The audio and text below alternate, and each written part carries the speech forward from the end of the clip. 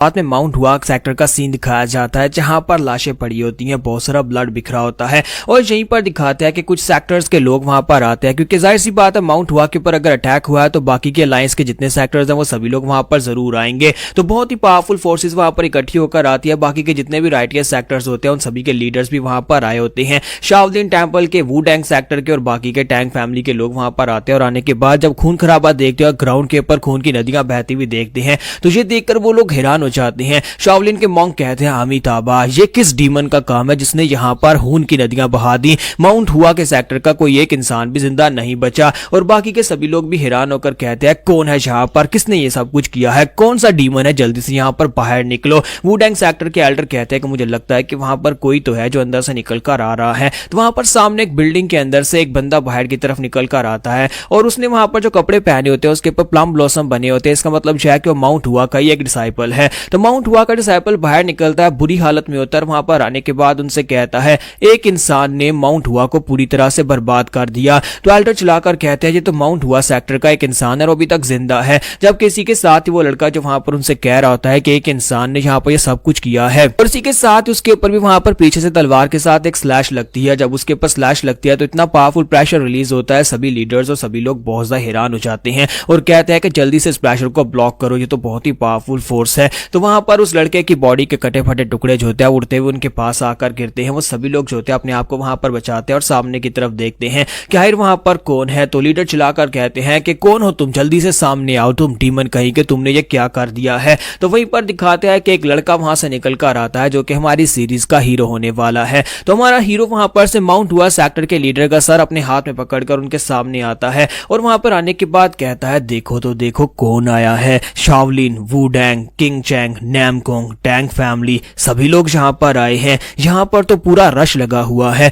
मैं यही तो चाहता था कि यहाँ पर पावरफुल फोर्सेस गैदर हो जाएं। तो नैमकोंग फैमिली के एल्डर चलाकर उसे कहते हैं अपनी बकवास बंद करो और जल्दी से बताओ कि तुमने ये क्यों किया है, तुमने माउंट हुआ सेक्टर के सभी लोगों को क्यों मार डाला। तो इसी के साथ ही वो लड़का जो होता है उनसे कहता है कि मैं तो यहाँ पर ये सुनकर आया था कि माउंट हुआ सेक्टर एक बहुत ही पावरफुल सेक्टर है और उनकी तलवारबाजी की टेक्निक्स भी काफी ज्यादा पावरफुल हैं। मैं वही देखने के लिए यहाँ पर आया था। और साथ ही वहां पर लीडर का कटा हुआ सर उनकी तरफ फेंकता और कहता है लेकिन यहाँ पर आने के बाद पता चला कि म्यूरम के बारे में जो कहानियां सुनाई जाती है वो सिर्फ कहानियां हैं। माउंट हुआ सेक्टर की तलवारबाजी की टेक्निक आखिर इतनी भी कमाल की नहीं थी और कहानियों के ऊपर भरोसा तो बिल्कुल भी नहीं किया जा सकता। तो इसी के साथ ही एबर्ट जो है वो चलाकर कहते हैं ये तो माउंट हुआ सेक्टर के लीडर का सर है, तो अगर इसने यहाँ पर इसको भी मार दिया है तो इसका मतलब माउंट हुआ सेक्टर खत्म हो चुका है। तो इसी के साथ ही हमारा हीरो जो होता है अपनी तलवार उनकी तरफ करता और कहता है कि अब तुम सभी लोग भी रेडी हो जाओ क्योंकि मुझे एक्साइटमेंट चाहिए, मुझे फाइट चाहिए और मुझे यहाँ पर वो तुम दे सकते हो। मैं यहाँ पर अब देखना चाहता हूँ क्या वाकई में म्यूरम वैसी है जैसी यहाँ पर पुरानी किताबों में लिखा गया था कि म्यूरम के अंदर बहुत ही पावरफुल मार्शल मास्टर्स हुआ करते थे। अब जबकि माउंट हुआ खत्म हो चुका है तो इसका मतलब है कि अब तुम सभी लोग यहाँ पर सबसे स्ट्रॉन्गेस्ट हो। तो नैमकोंग फैमिली के एल्डर, बाकी के सभी एल्डर, सभी लोग अपनी अपनी तलवारें निकाल लेते हैं, अपने अपने प्रेशर और अपनी अपनी स्वर्ड टेक्निक्स को रिलीज करते हैं और कहते हैं हम तुम्हें बिल्कुल भी नहीं छोड़ेंगे। और सभी लोग एक साथ मिलकर हीरो के ऊपर अटैक करने के लिए आगे बढ़ते हैं। और हमारा हीरो जो होता है वो बहुत ज्यादा एक्साइटेड लग रहा था और कहता है ये जगह तो बहुत ज्यादा मजेदार है। और इसी के साथ ही जब वो सभी लोग मिलकर उसके ऊपर अटैक करते हैं तो वो उसे मार डालते हैं और हमारा हीरो जो होता है वो गेम के अंदर से लॉग आउट हो जाता है। तो वो एक वीआर के ऊपर ऑनलाइन म्यूरम गेम खेल रहा होता है। तो जब वो वहां पर गेम में से आउट हो जाता है तो वो बाहर निकलता और कहता है मुझे लगता है कि अगली बार यहाँ पर किसी और स्ट्रैटेजी को यूज करना पड़ेगा। एक म्यूरम के एक एक सेक्टर को डिस्ट्रॉय करना ज्यादा आसान है, जब सभी लोग मिलकर अटैक करेंगे तो मैं अकेले यहाँ पर उन सभी सेक्टर लीडर्स का मुकाबला नहीं कर सकता। लेकिन फिर भी ये गेम बहुत ज्यादा कमाल की है। जिसने भी ये आइडिया सोचा होगा उसने ये कमाल की गेम बनाकर मेरे ऊपर तो एक एहसान कर दिया है क्योंकि मेरे जैसे साइकोपैथ के लिए इस तरह की गेम बड़ी कमाल की है। तो हमारा हीरो जो होता है जहां पर हमें इस गेम के बारे में बताता है कि रिसेंटली इस गेम को बनाया गया है और ये गेम जो है ये बहुत ज्यादा खास और बहुत ज्यादा फेमस हो गई इस वजह से क्योंकि इसके अंदर ब्रूटैलिटी है और बहुत ज्यादा वायलेंस है। इसके अंदर खास तौर पर म्यूरम का वो समय दिखाया गया है जब यहाँ पर लोगों के पास तलवारें हुआ करती थी। लोग खाना खाने से ज्यादा जरूरी अपने पास तलवार रखना समझते थे और तलवार के अंदर उनकी प्राइड हुआ करती थी। और जब ये गेम रिलीज हुई तो एक तो यहाँ पर बहुत ज्यादा फेमस हुई, लेकिन साथ ही इसके बारे में कंप्लेंट्स करने वाले भी बहुत सारे लोग थे, जिसकी वजह से इस गेम को जल्दी ही शट डाउन कर दिया जाएगा क्योंकि इस गेम की एक्स्ट्रा ब्रूटैलिटी और वायलेंस की वजह से इस गेम के ऊपर बहुत सारे एलिगेशंस लगे हुए हैं। तो हमारा हीरो जो होता है साथ ही वो टीवी के ऊपर एक न्यूज देख रहा होता है जहां पर एक बिजनेसमैन के बारे में बताया जा रहा होता है। एक मिसिंग रिपोर्ट होती है कि एक बिजनेसमैन जो है वो पिछले कुछ दिनों से लापता है और उसके बारे में किसी को कुछ भी नहीं पता। तो उस बंदे का नाम मिस्टर नो होता है जो कि डाइडो कॉर्पोरेशन का मालिक होता है। तो इसी के साथ ही हमारा हीरो जो होता है वो कहता है कि आखिर वो बंदा कहां पर गुम हो गया होगा, डाइडो कॉर्पोरेशन का मालिक कहां पर जा सकता है। और इसी के साथ ही दिखाता है कि वहां पर उसके पीछे एक रूम होता है जहां पर रूम के अंदर से किसी के रोने की आवाज आ रही होती है। तो हमारा हीरो पीछे की तरफ घूमता और कहता है हाँ तुम भी जहां पर हो, मैं तुम्हारे बारे में तो भूल ही गया था। और इसी के साथ ही टीवी के ऊपर जो बंदा मिस्टर नो दिखाया जा रहा है वही बंदा वहां पर पीछे उसने उसे बांध कर रखा होता है। तो वो अपना हथौड़ा उठाता है और अपना हथौड़ा उठाकर उसके पास आ जाता है। तो मिस्टर नो जिसकी हालत पहले काफी ज्यादा बुरी होती है वो उसे कहता है मेरी मदद करो, मुझे जहां पर से जाने दो। तो वो उसे कहता है आखिर तुम मुझे जहां पर क्यों लेकर आए हो। जबकि हमारा हीरो जो होता है उसके सामने आकर बैठ जाता है और अपना हथौड़ा लेकर उसे कहता है अच्छा तो तुम चाहते हो मैं तुम्हारी मदद करूं? हाँ क्यों नहीं, मैं तुम्हारी मदद जरूर करूंगा। जबकि मिस्टर नो उसे कहता है कि प्लीज यहाँ पर मुझे छोड़ दो, तुमने यहाँ पर मुझे क्यों किडनैप किया है, मैं कोई खास इंसान नहीं और मैंने कुछ बुरा भी नहीं किया, तो फिर तुम यहाँ पर मुझे किडनैप करके क्यों लेकर आए हो। तो हमारा हीरो उसे कहता है कि अच्छा तो तुम कोई बुरे इंसान नहीं हो। और साथ ही वो उसके सामने अपने पास से पिक्चर्स निकाल कर रखता है और कहता है कि जरा इनको देखो, क्या तुम्हें शायद इनके अंदर से कुछ दिखाई देगा। तो पिक्चर्स जो होती है वो उस पिक्चर्स के अंदर मिस्टर नो ही होता है जो कि लड़कियों के साथ बुरे काम कर रहा होता है। क्योंकि असल में मिस्टर नो जो है वो एक कमीना किस्म का इंसान है जो कि लड़कियों को किडनैप करता है या फिर उनको किडनैप करके उन सभी को फोर्स करता है उनके साथ गलत काम करने के लिए। तो वो उसकी पिक्चर्स लेकर आया होता है। तो मिस्टर नो कहता है कि तुम्हें ये सब कुछ कैसे पता चला, ये पिक्चर्स तुम्हारे पास कहां से आई हैं। तो हीरो से कहता है कि क्या अब भी तुम कहोगे कि तुमने कुछ गलत नहीं किया? अगर तुमने वाकई में कुछ गलत नहीं किया होता तो फिर आज तुम मेरे सामने इस तरह से नहीं बैठे होते। क्या तुम्हें वाकई में लगता है कि मैं कोई ऐसा इंसान हूं जो किसी निर्दोष को मारेगा? तो मिस्टर नो चिल्लाकर उसे कहता है लेकिन मैं यहाँ पर अपना पश्चाताप करने को तैयार हूँ, प्लीज मुझे बताओ कि मुझे क्या करना होगा, लेकिन प्लीज मुझे यहाँ पर मारना मत। लेकिन हमारा हीरो जो होता है वहीं पर उसे बालू से पकड़ता है और उसे कहता है कि मुझे ये लफ्ज से सख्त नफरत है। एक इंसान जब कमीने काम कर रहा होता है उस वक्त उसे याद नहीं आता और जब यहाँ पर वो मरने वाला होता है वो कहता है कि मुझे माफ कर दो। मुझे लगता है कि उन लड़कियों को जिनको तुमने मारा था उन्होंने भी तुम्हारे सामने माफी की भीख मांगी होगी, लेकिन क्या तुमने उनके ऊपर तरस खाया, क्या तुमने उनको माफ किया?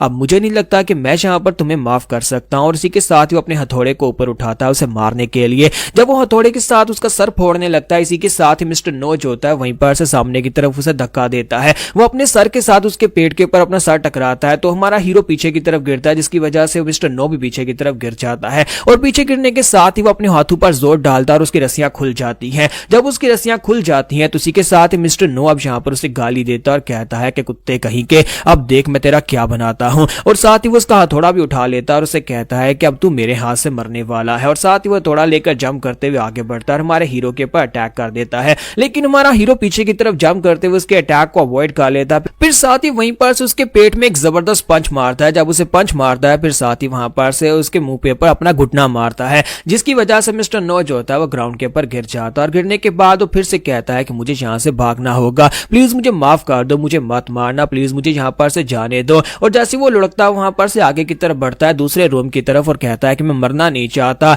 और जब वो वहां पर से आगे की तरफ बढ़ता है तो वहां पर जाकर क्या देखता है कि वहां पर पहले से बहुत सारी डेड बॉडीज पड़ी होती हैं। वहां पर बहुत सारी डेड बॉडीज को पट्टियों में लपेट कर रखा गया होता है। तो यहाँ पर हमारा साइको हीरो जो होता है वो ये कहता है कि तुम्हारे जैसे कमीने लोग जो कि अपने सही रास्ते से भटक जाते हैं और दूसरे इंसानों को मारना शुरू कर देते हैं, ऐसे इंसानों को सजा देने के लिए मेरे जैसा एक साइको हीरो आता है जो कि तुम्हारे जैसे कमीने लोगों को ढूंढ ढूंढ कर मारता है। और इस रूम के अंदर तुम जितने लोगों को देख रहे हो वो सभी भी तुम्हारी तरह ही कमीने और घटिया लोग थे जिन लोगों को मैंने पहले ही मार डाला और अब यहाँ पर तुम्हारी बारी है। तो गाइस कैसी लगी आपको ट्रू साइको की एपिसोड 01? हमारा हीरो फिलहाल के लिए तो यहाँ पर ट्रू वर्ल्ड में है लेकिन उसके बाद वो म्यूरियम में भी जाएगा, गेम में नहीं बल्कि रियल वर्ल्ड में, और वहां पर जाने के बाद भी अपनी यही साइकोपैथिक काम करने वाला है जो कि काफी ज्यादा अमेजिंग और मजेदार स्टोरी में बताए गए हैं। तो एपिसोड की एक्सप्लेनेशन अच्छी लगी हो तो कमेंट करके जरूर बता देना और वीडियो को लाइक करना मत भूलना। Thank you.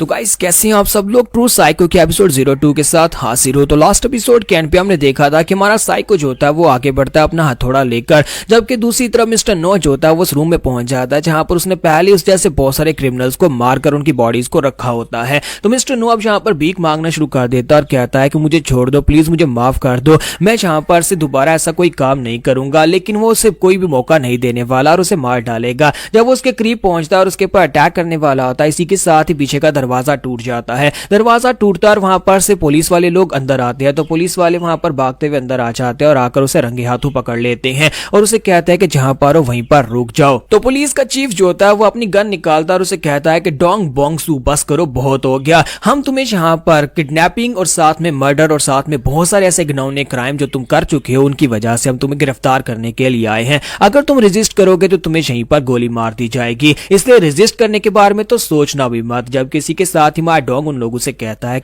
पुलिस को मेरे घर की लोकेशन के बारे में कैसे पता चला, ये लोकेशन तो बहुत ज्यादा सिक्योर है। और इसी के साथ ही चीफ जो होता है वहां पर गोली चलाता है। वो उसके ऊपर गोली नहीं चलाता बल्कि उसके साइड के ऊपर गोली चलाता है उसे धमकाने के लिए और कहता है मैंने कहा जहां पर हो वहीं पर रुके रहो और आगे से कोई बात मत करना, बस अपने हाथ अपने सर के पीछे रखो और हथौड़े को छोड़ दो। लेकिन हमारा डोंग जो होता है जब उसके ऊपर गोली चलती है तो उसकी साइको इंस्टिंक्ट्स और ज्यादा एक्टिवेट हो जाती हैं और इसी के साथ ही वो गेम के अंदर चला जाता है। यानी वो गेम को याद करता है कि गेम के अंदर भी उसने सेम इसी तरह की सिचुएशन को फील किया था जब उसके सामने दूसरे सेक्टर लीडर्स आकर खड़े हो गए थे। तो वो आगे से साइको की तरह हंसना शुरू कर देता और कहता है कि क्या तुम्हें पता है कि इस इंसान ने कितने लोगों की जान ली है, इसने 6 लड़कियों का मर्डर किया है और उसके बाद तुम जहां पर इसे बचाने के लिए आ गए हो, तुम मुझे मारना चाहते हो जबकि असली का साइकोपैथिक किलर तो जहां पर तुम्हारे सामने बैठा है। इस कमीने को गोली मारो, मुझे नहीं। और अगर तुम ये कहो कि मैंने उन सभी लोगों को मारा है जिनकी डेड बॉडीज वहां पर अंदर पड़ी हैं तो ये गलत तो नहीं है, लेकिन वो सारे के सारे इसी घटिया इंसान की तरह कमीने लोग थे, वो क्रिमिनल्स थे जिनको मैंने ढूंढ ढूंढ कर मारा। तो मैंने तो यहाँ पर तुम्हारा ही काम किया है। मैं तो बस एक ऐसा इंसान हूं जो कि इन लोगों को पकड़ता हूं, इन लोगों को मारता हूं जो लोग घिनौने काम करते हैं। तो बताओ कि मैंने यहाँ पर क्या गलत काम किया है। जबकि चीफ उसकी बात सुनने के बाद अपना सिगरेट जलाता है और उसे कहता है कि हमने तुम्हारे जैसे साइकोपैथिक किलर बहुत सारे देखे हैं जो कि इस तरह के सोच रखते हैं, उन्हें लगता है कि वो दुनिया के लिए कोई अच्छा काम कर रहे हैं, लेकिन तुम्हें यहाँ पर अधिकार किसने दे दिया कि तुम यहाँ पर इस तरह के क्रिमिनल्स को ढूंढो और उसके बाद उनको खुद से मारना शुरू कर दो। तुम एक साइको हो और हम तुम्हें यहाँ पर पकड़ कर रखेंगे ताकि तुम्हें यहाँ पर दोबारा कभी किसी को मारने का मौका ना मिल सके। जबकि माय डोंग वहां पर जोर जोर से हंसना शुरू कर देता और कहता है क्या फिर से तुम वही पुलिस वाली बकवास बातें करना शुरू कर दी, जबकि पुलिस को भी अच्छी तरह से पता है कि तुम लोग कोई काम नहीं करते और तुम किसी काम के नहीं हो, ना ही तुम कुछ करने वाले हो। तुम्हारा डोंग जो होता है वहीं पर से अपना हथौड़ा उठाता है, घुमाकर वहां पर मिस्टर नो के ऊपर मार देता है। जब मिस्टर नो के ऊपर हथौड़ा मारता है इतनी देर में पुलिस वाला वहां पर अपनी गोली भी चला देता है। तो हमारा डोंग जो होता है वहां पर बिना हिचकिचाए अपना हथौड़ा चलाकर वहां पर मिस्टर नो का सर फोड़ देता है। मिस्टर नो तो वहां पर मर जाता है, लेकिन वो गोली उड़ती हुई सीधी आकर हमारे डोंग को लगती है। तो वो सोच रहा होता है कि क्या मुझे यहाँ पर कोई दूसरा चांस मिलेगा। तुम्हारा डोंग सोच रहा था कि काश अगर मुझे यहाँ पर कोई दूसरा चांस मिले, काश यहाँ पर कोई मानवा की तरह हो जहां पर इंसान मरने के बाद रीइंकार्नेट होता है। तो मैं म्यूरियम जैसी जगह में जाना चाहूंगा, एक ऐसी जगह जहां पर मेरे सामने बहुत सारे क्रिमिनल्स हों, बहुत सारे घटिया लोग हों जिनको मैं चुन चुन कर मार सकूं, मैं खून खराबा कर सकूं, मैं सभी को मार डालूंगा। हमारे डोंग को जब वहां पर गोली लगती है और मरने से पहले वो यहाँ पर आखिरी वर्ड यही कहता है कि काश मैं यहाँ पर म्यूरियम के अंदर दोबारा जिंदा हो जाऊं। तो इसी के साथ ही वो अपनी आंख खोलता है, कोई उसके पर पानी डालता है तो उसे कहता है कि कमीने जल्दी से उठ जा। तो डोंग उठकर बैठ जाता है और कहता है क्या मैं अभी तक जिंदा हूं। तो उसके सामने जो बंदा आता है उसे कहता है कि हाँ मुझे भी लगा था कि तुम मर गए हो लेकिन तुम अभी तक जिंदा हो। तो उसी के साथ उसके सामने जो बंदा होता है वो उसे कॉलर से पकड़ता है, उसे उठाकर कहता है कि कमीने कहीं के क्या तुम्हें पता भी है कि तेरी इस घटिया बॉडी को मार्केट प्लेस से उठाकर घसीट कर यहाँ पर लाने में मुझे कितनी ज्यादा दिक्कत का सामना करना पड़ा है। कमीने कहीं के अगर तू वहीं पर मार्केट में मर जाता तो फिर मुझे तुझे उठाकर वापस नहीं लाना पड़ता। और साथ ही उसे फिर से एक पंच मारता जिसकी वजह से हमारा डोंग उड़ता हुआ पीछे जाकर दीवार के साथ टकराता है। उसी के साथ ही वो बंदा जो होता है उसे वहां पर फेंकने के बाद कहता है कि अगर तू कल सुबह तक जिंदा रहा तो फिर से तुम्हें देखूंगा। और इसी के साथ ही वो चला जाता है। तो जब वहां पर से जा रहा था हमारा डोंग जो होता है वहां पर पड़े हुए एक पत्थर को उठाता है और उस पत्थर को उठाकर उसे मारने के लिए आगे बढ़ने लगता है। जब उसे लगता है कि वो इस कमीने ने उसके साथ बुरा किया है तो उसे मार देना चाहिए, लेकिन जैसे वो पत्थर उठाकर खड़ा होता है इसी के साथ उसकी बॉडी जो होती है वो बहुत ज्यादा वीक होती है, उसे एक झटका लगता है, वो ग्राउंड के ऊपर गिर जाता है और कहता है ये क्या हो रहा है, आखिर मेरी बॉडी के साथ क्या इशू है। तो वो जल्दी से अपनी बॉडी की तरफ देखता है, वो पहले अपने बाजू देखता है कि वो बहुत ज्यादा स्किनी होते हैं, फिर साथ ही वो अपने कपड़े हटाकर अपनी चेस्ट की तरफ देखता है तो उसकी बॉडी के ऊपर तो सिर्फ और सिर्फ वहां पर हड्डियां ही नजर आ रही होती हैं, यानी कि वो इतना ज्यादा वीक होता है जैसे कि उसने यहाँ पर महीनों से खाना ना खाया हो। तो वो कहता है ये क्या, ये किसकी बॉडी है, ये मेरी बॉडी तो बिल्कुल भी नहीं है। फिर साथ ही वो कहता है कि मुझे तो गोली लगी थी और गोली का निशान कहां पर चला गया, कहीं ऐसा तो नहीं है कि मैं दोबारा वाकई में जिंदा हो गया हूं। तो वो उठकर खिड़की में से बाहर की तरफ तरफ देखता है। वहां पर देखने के बाद उसे बिल्डिंग्स दिखाई देती हैं, वो सारी बिल्डिंग्स जो कि ऑनलाइन म्यूरियम गेम के अंदर थी। तो वो कहता है कि ये जगह, इसको तो मैं अच्छी तरह से जानता हूं, इसका मतलब यह है कि मेरी विश पूरी हो गई, यानी कि मैं मरने के बाद दोबारा से रीइंकार्नेट हो गया हूं, मैं म्यूरियम के अंदर आ गया हूं। तो पहले तो हमारा हीरो डोंग जो होता है वहां पर ये सब कुछ देखने के बाद हैरान होता है, फिर साथ ही वहां पर एक साइको की तरह हंसना शुरू कर देता है। वो रो भी रहा था और साथ ही हंस भी रहा था और बहुत ज्यादा एक्साइटेड होता है और कहता है मेरी विश पूरी हो गई, मैं फाइनली यहाँ पर आ चुका हूं। तो डोंग वहां पर एक साइको की तरह जोर जोर से हंस रहा होता है और अब यहाँ पर क्योंकि वो म्यूरियम के अंदर आ चुका है, वो सब कुछ कर सकता है जो वो करना चाहता है, जिसको मारना चाहता है वो उसको मार सकता है। तो इसी के साथ ही सुबह के वक्त का सीन दिखाता है कि हमारा डोंग जो होता है वो रेडी हो जाता है और वहां पर घोड़ू को चारा डाल रहा होता है, जबकि इसी के साथ ही वहां पर एक बंदा अंदर आता है और उसे कहता है ओए सोसम, जल्दी से मेरे साथ आ जाओ, मेरे पास एक बहुत ही जरूरी काम है और वो तुमसे करवाना है, अब जल्दी से मेरे साथ आओ। तो इसी के साथ ही वहां सोसम उसे कहता है क्या मुझे अभी आना होगा, लेकिन अभी तो मैं यहाँ पर घोड़ू को चारा डाल रहा हूँ, अभी तक मैंने यहाँ पर घोड़ू की पार्टी को भी साफ नहीं किया, मुझे ये सारा काम खत्म करना होगा। जबकि मास्टर डोंगचिल जो होता है वो आके बढ़ता है, उसके मुंह से पकड़ता है और उसे कहता है बकवास बंद कर, मैंने यहाँ पर जब तुम्हें कोई काम कहा है तो चुपचाप मेरे साथ चल, मैंने कहा कि मेरे साथ आओ तो मेरे साथ आना है, अब अपना मुंह मत चलाया कर। डांगरी क्लैन के लोग तुम्हारे जैसे एक बेगर को यहाँ पर रहने के लिए जगह दे रहे हैं और खाना पीना दे रहे हैं, तो इसका मतलब ये नहीं है कि तू अपनी जगह अपनी औकात भूल जाए, तू यहाँ पर मेरे सामने बात नहीं कर सकता, जब मैं तुम्हें कहूँ तो चुपचाप मेरे साथ चल, तुम सिर्फ और सिर्फ एक गुलाम और तुम्हें गुलाम की तरह यहाँ पर खरीद कर रखा गया है, जब भी तुम्हें काम का कहा जाए तो तुम्हें काम करना है। और इसी के साथ ही वो जो होता है उसके साथ वहां पर से बाहर चल पड़ता है। तो यहीं पर से मैं बाहर का सीन दिखाता है जहां पर हमारे डोंग को भेजा जाता है, तो वहां पर बहुत सारी तलवारों का ढेर पड़ा होता है। वहां पर जो बंदा होता है वो उसे कहता है कि ये क्या डोंग हो, तुम यहाँ पर आए हो, मास्टर माचिल कहाँ पर है, उसने कहा था कि वो अपने साथ यहाँ पर सोसम को लेकर आएगा। तो वो उसे कहता है कि तुम्हें तो पता है कि मास्टर माचिल किस तरह का इंसान है, वो बुढ़ा हो चुका है लेकिन उसका ठरक पुना खत्म नहीं होता, वो इस वक्त फीनिक्स टावरन में एंग के साथ मजे कर रहा है, इसलिए मैं यहाँ पर सोसम को अपने साथ लेकर आया हूँ। तो वो शॉपकीपर होता है वो उसे कहता है लेकिन क्या तुम्हें लगता है कि तुम दोनों अकेले यहाँ पर ये सारे की सारी चीजें उठा लोगे, क्योंकि ये बहुत ज्यादा और तुम सिर्फ 2 लोग हो। तो डोंग उसकी बात सुनने के बाद कहता है कि क्या तुम यहाँ पर देख नहीं पा रहे, मेरे पास यहाँ पर एक बहुत ही कमाल का घोड़ा है, ये सारे का सारा सामान मैं इस घोड़े के ऊपर लादने वाला हूँ। और इसी के साथ ही वो हमारे सोसम यानी डोंग को वहां पर पंच मारता है और उसे वहां पर चारों लिम्स के ऊपर नीचे झुका देता है और कहता है कि ये घोड़ा किस दिन काम आएगा। साथ ही वो सोसम से कहता है कि सोसम तुम यहाँ पर इंतजार किसका कर रहे हो, अब जल्दी से ये सारे का सारा सामान उठाओ और तुम्हें अकेले यहाँ पर ये सारा सामान उठाना है। और साथ ही डोंग को भी उसे बाय बोलकर वहां पर से चल पड़ता और कहता है कि मुझे याद आया कि फीनिक्स टावरन में एक लड़की के साथ तो मेरी भी वहां पर डेट है, तो मैं भी वहां पर जा रहा हूँ,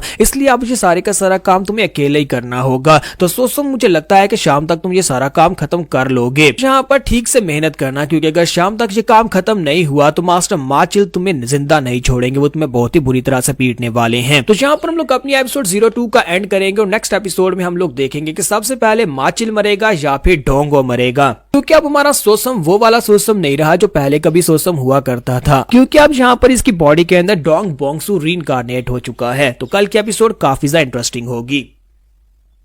तो गाइज कैसे हैं आप सब लोग, ट्रू साइको के एपिसोड 03 के साथ हाजिर हूं। तो लास्ट एपिसोड के एंड पे हमने देखा था कि डूहान हमारे सोसैम को वहां पर उस बंदे के पास छोड़कर चला जाता और कहता है मैं एक लड़की से मिलने के लिए जा रहा हूं, ये सारी की सारी तलवार में जितना भी कबाड़ है सारा उठाकर घर पहुंचा देना, तुम्हारे सोसैम बेचारे को अकेले ये काम करना पड़ेगा। तो वो शॉपकीपर बेचारा वो भी यहाँ पर उसके ऊपर तरस खा रहा होता है कि ये स्किनी सा लड़का यहाँ पर इतना सामान अकेले कैसे उठाएगा, लेकिन सोसैम को अकेले ये उठाकर लेकर जाना पड़ेगा। तो हमारा सोसैम जो होता है वहां पर सभी तलवारों को एक बड़े से कपड़े में बांधता है और उनको अपने कंधे के ऊपर उठाता है और वहां पर से आगे की तरफ बढ़ना स्टार्ट करता है। हालांकि वहां पर उसे उठाना काफी ज्यादा मुश्किल होता है, वो रास्ते में 1-2 बार गिरता है, वो उसे खींच कर जाने की कोशिश करता है लेकिन कपड़ा फट जाता है, जिसकी वजह से वो बेचारा फिर से वहीं पर गिर जाता है और जैसे तैसे वो उसे खींच कर वहां पर से आगे की तरफ लेकर जाता है। तो जब वहां पर डॉनरी हाउस में पहुंच जाता है तो वो शॉपकीपर उसे कहता है कि लड़के तुमने बहुत ही अच्छा काम किया, लेकिन मुझे लगता है कि अब तुम्हें रेस्ट कर लेनी चाहिए, अब जाओ थोड़ी देर बैठकर यहाँ पर रेस्ट कर लो, तुम्हारी हालत तो देखो ऐसे लगता है जैसे कि तुम मरने वाले हो,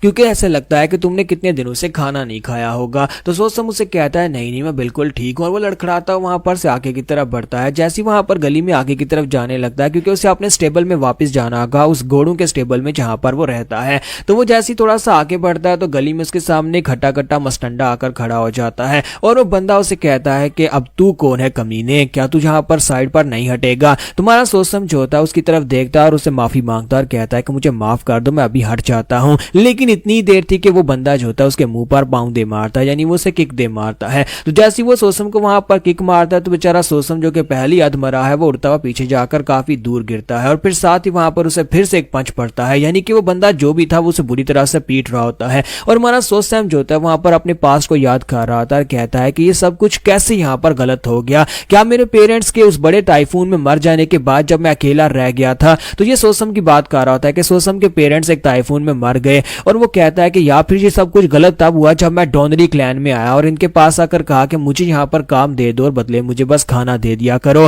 क्या ये सब कुछ वहां पर से गलत हुआ। फिर साथ ही वो कहता है या फिर ये तब गलत हुआ जब मैं इस दुनिया में पैदा हुआ था, क्योंकि मेरे पैदा होने का कोई मकसद ही नहीं है, मुझे यहाँ पर पता ही नहीं है, मैं बस यहाँ पर जब से जिंदा हूं तब से मार खा रहा हूँ। और उसके बाद हमारा सोसम जैसे तैसे वहां पर वापस टेबल में पहुंच जाता है, क्योंकि डोनरी क्लैन के लोग ही उसे उठाकर वापस लेकर जाते हैं। तो उसे इतनी बुरी तरह से मार पड़ती है कि वो बेचारा बोल भी नहीं पा रहा। तो इसी के साथ ही हमारा डोंग बोंगसू जो होता है वो उठकर खड़ा होता है, पानी के अंदर सोसम का चेहरा देखता है और कहता है कि लगता है कि मैं इस लड़के की बॉडी के अंदर रीइंकार्नेट हो गया हूं, या फिर जैसे तैसे मैं इस लड़के की बॉडी के अंदर आ गया हूं, क्योंकि इस लड़के की हालत तो बहुत ज्यादा पैथेटिक है। इतनी बुरी हालत है कि यह लड़का मुझे लगता है कि कुछ दिन पहले यहाँ पर मर गया था और इस लड़के के मरने के साथ यहाँ पर मैं जब यहाँ पर दूसरी दुनिया में मरा तो मैं इस लड़के की बॉडी के अंदर आ गया हूँ और तब से यहाँ पर इस लड़के की बॉडी के साथ मैं स्टेबल के अंदर हूँ। मुझे इस दुनिया में आए हुए पूरा एक हफ्ता हो चुका है। जब से मैं इस लड़के की बॉडी के अंदर एंटर हुआ हूँ तब से मैं यहाँ पर मार ही खाए जा रहा हूँ। कोई यहाँ पर से आता है और मुझे आकर पीट देता है, कोई वहां से आता है और मुझे पीट देता है। और इसी के साथ ही वो कहता है कि मुझे यहाँ पर एक और चीज हैरान करने वाली दिखाई देती है और उसके सामने स्टेटस विंडो होती है जो कि म्यूरम ऑनलाइन की स्टेटस विंडो होती है। तो वो कहता है कि ये स्टेटस विंडो मुझे यहाँ पर क्यों दिखाई जा रही है और उसके अंदर लिखा होता है कि तुम्हें वेलकम कहा जाता है ऐसी दुनिया में जहां पर स्ट्रॉन्गेस्ट लोग रहते हैं और सिर्फ वही सर्वाइव कर सकते हैं। तो वो कहता है ये स्टेटस विंडो तो मैं पहले भी देख चुका हूं। तो इसी के साथ ही यहाँ पर एक और हफ्ता गुजर जाता है और दिखाते हैं कि माचिल जो होता है उसके लिए खाना लेकर आ रहा था और साथ ही वो काफी ज्यादा गुस्से में होता है और कहता है कि हमेशा मुझे इस तरह के घटिया काम क्यों दिए जाते हैं। मैं ग्रेट माचिल जहां पर उस कमीने को खाना देने के लिए तो बिल्कुल भी नहीं हूं, मुझे जहां पर उस कमीने की मैस को क्लीन करने का भी कहा जाता है। इस बार उस कमीने ने जहां पर जो कुछ भी किया उसकी वजह से हमें भी काफी बुरी तरह से भुगतना पड़ा है। वो रास्ते में जिस बंदे के साथ टकराया था वो टैंग फैमिली का यंग मास्टर था, सॉरी पैंग फैमिली का यंग मास्टर था। पैंग डोरैंग के बारे में कहा जाता है कि वो कमीना गुस्से वाला है और जब भी कभी किसी को देखता है उसे पीटना शुरू कर देता है और उसकी वजह से माँ डोंग को भी बुरी तरह से पीटा गया है। अब जबकि माँ डोंग को जहां पर सजा मिली है इसी वजह से अब उस कमीने को खाना देने के लिए मुझे जाना पड़ रहा है और उस कमीने को मुझे लगता है किसी दिन उसको मैं जान से मार डालूं। क्यों ना मैं उसे वाकई में जान से मार डालूं। अगर मैं यहाँ पर सोसम को मार डालता हूं तो फिर मुझे कभी इस घटिया इंसान को जाकर खाना नहीं देना पड़ेगा। फिर साथ ही वो कहता है लेकिन इसको कवर करना बहुत ज्यादा मुश्किल हो जाएगा क्योंकि किसी ने अगर मुझे ये करते हुए देख लिया तो फिर मेरे लिए काफी ज्यादा दिक्कत हो जाएगी। फिर साथ ही वो कहता है चलो छोड़ो इस बात को, किसी ना किसी दिन मुझे मौका मिलेगा और इस दिन मैं इस कमीने सोसम को मार डालूंगा। तो वो दरवाजे को किक मारता है, अंदर आता है, वहीं पर से प्याले को उसकी तरफ फेंकता और कहता है कमीने कहीं के तू कितना यहाँ पर हमारे लिए मुश्किल क्रिएट करेगा, किसी दिन चुपचाप यहाँ पर गली में मर क्यों नहीं जाता। हर बार वहां पर मार खाता है किसी से और उसके बाद उठाकर हमें लेकर आना पड़ता है और उसे कहता है कि अब जल्दी से ये खाना खा ले वरना तू यहाँ पर भूख से मर गया तो फिर मेरे लिए दिक्कत हो जाएगी। तो हमारा सोसम यहाँ पर बैठे बैठे सोच रहा होता है कि मुझे यहाँ पर 2 हफ्ते हो चुके हैं और पिछले 2 हफ्ते से मैं यहाँ पर जो कुछ भी देख रहा हूँ, जो कुछ भी नोटिस कर रहा हूँ वो ये है माचिल और डोंगो 2 कमीने लोग हैं जो कि यहाँ पर मुझे खाना देने के लिए आते हैं और मेरे आसपास घूमते रहते हैं, जो कि मुझे ऑर्डर्स देते रहते हैं। माचिल जो भी यहाँ पर आता है, डोंगो वो दूसरा कमीना जो भी यहाँ पर नहीं है। और इसके अलावा मुझे यहाँ पर इन दोनों से जो इन्फॉर्मेशन मिली है उसके मुताबिक मैं एक ऐसी दुनिया के अंदर हूँ जहाँ पर सभी लोग चाइनीज कैरेक्टर्स की तरह हैं, इनके नाम भी चाइनीज है लेकिन इसके बावजूद ये चाइना नहीं है क्योंकि यहाँ पर कोई भी चाइनीज नहीं बोल रहा। यहाँ पर जितने भी लोग हैं वो सारे के सारे मार्शल आर्ट्स को प्रैक्टिस करते हैं और मुझे लगता है कि मैं किसी ऐसी दुनिया में आ गया हूँ जहाँ पर मार्शल आर्ट्स यूज होती है, क्योंकि यहाँ पर देखा जाए तो रियल वर्ल्ड में मार्शल आर्ट्स का नामो निशान नहीं है। असली के चाइना में भी मार्शल आर्ट्स नहीं हुआ करती थी। ये मार्शल आर्ट्स वैसी मार्शल आर्ट्स है जिसमें मास्टर्स उड़ सकते हैं, वो अपनी की पावर को यूज करके अटैक्स कर सकते हैं और किसी को भी अपनी एनर्जी के साथ मार सकते हैं। ऐसा सिर्फ और सिर्फ मांगा, मानवा और जैसे नॉवेल्स में होता है और मुझे लगता है कि मैं यहाँ पर वाकई में उस गेम के अंदर आ चुका हूँ क्योंकि म्यूरम ऑनलाइन गेम के अंदर भी यही सब कुछ था। और मैं यहाँ पर इस बात को दावे से इसलिए कह सकता हूँ क्योंकि मेरे पास ये स्टेटस विंडो ओपन होती है। ये स्टेटस विंडो उस वक्त ओपन होती थी जब मैं अपनी दुनिया में बैठकर म्यूरियम ऑनलाइन गेम को खेलता था। तो अगर यहाँ पर जो स्टेटस विंडो ओपन हो रही है इसका मतलब यह है कि मैं गेम के अंदर हूँ। लेकिन जिस चीज की मुझे समझ नहीं आ रही वो ये है कि मैं इस दुनिया के अंदर क्या हूँ। क्या मैं एक प्लेयर हूँ जो कि मरने के बाद शायद वापस चला जाए, या फिर मैं यहाँ पर इस गेम के अंदर सिर्फ और सिर्फ एक इंसान हूँ जैसे बाकी हैं। क्योंकि ये गेम किसी भी एंगल से दिखाई नहीं देती। यहाँ पर जितने लोग हैं उन सभी के अलग अलग इमोशंस हैं, सभी को मैं फील कर सकता हूँ। वो सभी लोग खा सकते हैं, पी सकते हैं, कुछ भी कर सकते हैं। इसी तरह मैं भी यहाँ पर ये सब कुछ कर सकता हूँ। तुम्हारा सोसम भी वहीं पर बैठा होता है और इस बारे में सोच रहा होता है। किसी के साथ ही वहां पर माडोंग पहुंच जाता है। तो माडोंग उसे कहता है देखो तो देखो यहाँ पर क्या हो रहा है। जब मैं वहां पर उस पैंग फैमिली के कमीने से मार खा रहा था तुम्हारी वजह से वहां पर तुम बैठे बड़े आराम से खाना खा रहे हो। तुम बेवकूफ के उस कमीने के रास्ते में आने की वजह से उस पैंग फैमिली के लोग हमारे ऊपर यहाँ पर पनिशमेंट दे रहे थे और हमें उनको कंपनसेट भी करना पड़ा। क्योंकि हालांकि मार भी तुम्हें पड़ी है, इसके बावजूद हमें कंपनसेट करना पड़ा है। कमीने कहीं कि अब मैं यहाँ पर अपना सारा गुस्सा तुम्हारे ऊपर उतारने वाला हूँ। तो माडोंग जो होता है वो उसकी तरफ आके बढ़ता है। जब उसकी तरफ आके बढ़ता है तो इसी के साथ ही हमारा जो सोसम होता है जल्दी से अपना प्याला उठाता है और उसके अंदर जितना खाना होता है वो सारे का सारा अपने मुंह में भर लेता है। तो माडोंग उसे कहता है कि लगता है कि तू यहाँ पर मार खाने से पहले अपना आखिरी खाना खाना चाहता है। तो चलो कोई बात नहीं, तूने खाना तो खा लिया, लेकिन आज मैं यहाँ पर वाकई में तुम्हें मार डालूंगा। जबकि दूसरी तरफ से हमारा डोंग जो होता है पूरी तरह से रेडी होता है। वो उस प्याले के अंदर जो कुछ भी होता है वो सब कुछ खाने के बाद उस प्याले को तोड़ देता है और उस प्याले के टुकड़ों में से एक नोकीला टुकड़ा उठाता है और उस टुकड़े को उठाकर वहीं पर से सामने माडोंग के गले के अंदर दंसा देता है। और जब वहां पर माडोंग के गले के अंदर दंसाता है तो उसकी ब्लीडिंग होना शुरू हो जाती है और माडोंग वहां पर अपना गला पकड़कर खड़ा होता है और कहता है कि सोसम कमीने जो तुमने क्या किया। तो वो उसे कहता है कि माडोंग सोसम तो मर चुका है, अब तुम्हें यहाँ पर इस बात का आइडिया भी नहीं है कि सोसम की बॉडी के अंदर कौन आ गया है, क्योंकि मैं तुम्हारे जैसे ही कमीने लोगों का तो शिकार करता हूँ। सोसम उस टुकड़े के साथ ही उसे इतनी बुरी तरह से मारता है कि उसकी ब्लीडिंग इतनी ज्यादा होती है कि माडोंग वहीं पर ग्राउंड के ऊपर गिर जाता है और मर जाता है। जबकि हमारा डोंग यानी सोसम जो होता है वो काफी ज्यादा खुश हो रहा होता है और कहता है कि इस बात से कोई फर्क नहीं पड़ता कि मैं इस गेम के अंदर एक इंसान हूँ या फिर एक प्लेयर हूँ, मुझे बस यहाँ पर इतना पता है कि इन लोगों को मारना है। इस जगह के ऊपर सिर्फ और सिर्फ एक ही कानून चलता है और वो ये है कि स्ट्रॉन्ग सर्वाइव करेगा और कमजोर मरेगा, और मैं जितनों को चाहूं उनको मार सकता हूं। तो यहाँ पर हमारी एपिसोड 03 का एंड होगा और नेक्स्ट एपिसोड में देखेंगे कि अब हमारा डोंग जो है वो आगे किस किस को मारने वाला है।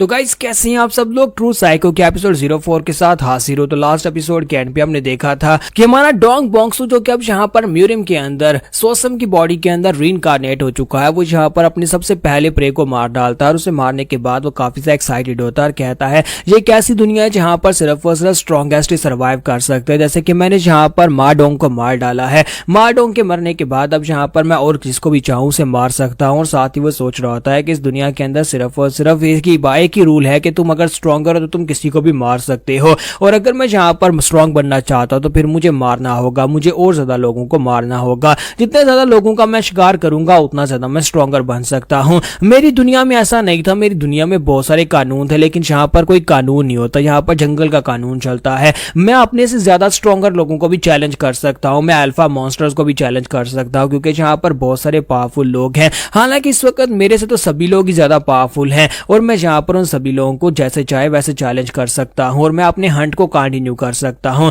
इस दुनिया के लिए तो मैं यहाँ पर एक हीरो बनकर आया हूं जो कि यहाँ पर जितने भी गंदे लोग हैं उन सभी लोगों को चुन चुन कर मार सकता हूं। तो इसी के साथ ही अब वो यहाँ पर बैठा सोच रहा होता है कि मैं इस डेड बॉडी को ठिकाने कैसे लगाऊं, क्योंकि उसने माडोंग को मार तो दिया है लेकिन माडोंग के मरने के बाद अब यहाँ पर अगर किसी ने आकर देख लिया और इसकी बॉडी इस लायक नहीं है कि वो यहाँ पर उसे प्रोटेक्शन दे सके, तो वो कहता है कि अब मैं यहाँ पर करूं क्या, इस तरह के कमीने लोगों को मैंने मार तो दिया है। फिर साथ ही वो कहता है कि मुझे लगता है कि यहाँ पर इन्वेंट्री के अंदर से कुछ ना कुछ तो जरूर मिलेगा, और साथ ही वो इन्वेंट्री को ओपन करता है। जब वो इन्वेंट्री को ओपन करता है तो वहां पर उसके सामने एक पोर्टल ओपन हो जाता है। वो कहता है कि ये क्या, जब मैं गेम खेल रहा था तब तो यहाँ पर इन्वेंट्री अलग तरह से आती थी, वहां पर एक टेबल ओपन होता था जिसके अंदर कुछ स्लॉट्स होती थी जिसके अंदर एक एक चीज यानी एक एक आइटम को स्टोर किया जा सकता था। लेकिन यहाँ पर इन्वेंट्री तो पूरी तरह से एक पोर्टल की तरह, ऐसे लगता है जैसे कि मेरे सामने एक दरवाजा हो। लेकिन क्या यहाँ पर इस इन्वेंट्री के अंदर रखने के लिए कोई जगह है, क्या इसके अंदर कोई स्पेस है, क्या यहाँ पर चीजों को किस तरह से रखा जाएगा। वो अपना हाथ उस इन्वेंट्री के अंदर डालता है तो उसका हाथ अंदर चला जाता है। तो वो कहता है कि इसके अंदर तो काफी सारी खुली स्पेस है, मुझे लगता है कि इसके अंदर काफी जगह हो सकती है।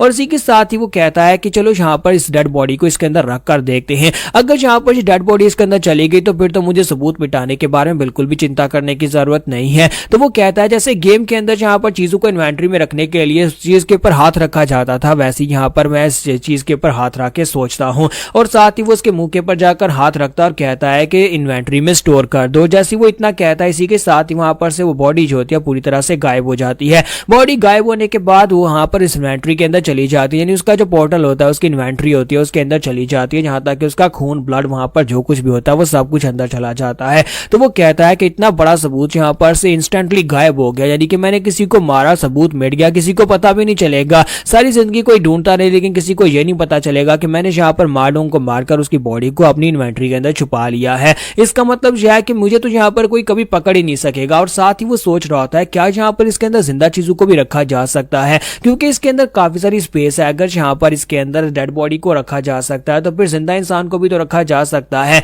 तो वो कहता है कि इसके लिए मुझे एक्सपेरिमेंट करके देखना पड़ेगा, लेकिन मैं एक्सपेरिमेंट किसके ऊपर करूं। साथ ही वो कहता है कि मुझे लगता है कि मुझे माचुल के ऊपर एक्सपेरिमेंट करना होगा। माचुल भी एक बहुत ही कमीना इंसान है। इसी के साथ ही नेक्स्ट सीन सुबह के वक्त का दिखाता है कि वो बाहर सफाई कर रहा था, तो वहां पर माचुल अपने एक साथी के साथ बैठा होता है, दोनों वहां पर गप्पे लगा रहे होते हैं और इसी के साथ ही गप्पे लगाते